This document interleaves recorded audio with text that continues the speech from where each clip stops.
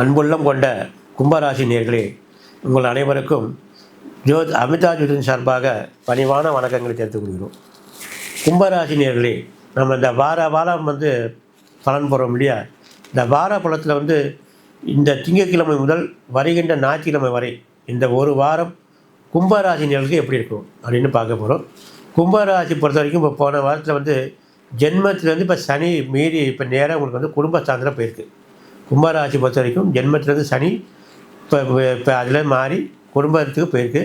இருந்தாலும் உங்களுக்கு முழுமையாக இன்னும் ஏழரை முடியல. ஏன்னா இன்னும் 2.5 வருஷம் உங்களுக்கு பாக்கி இருக்குது. அடுத்த சனி பயிற்சியில் தான் கும்பராசி ஆண்களுக்கு ஏழரை சனி முடியும். ஆனால் இந்த 2.5 வருஷம் உங்களுக்கு எந்த பாதிப்பும் வராது. கும்பராசினருக்கு பொதுவான பலன் போடுவாங்க குடும்பத்தில் சனின்னு, ஆனால் பாதிப்பு வராது. ஏன்னா அது பொதுவான பலன் தான் போடுறோம்.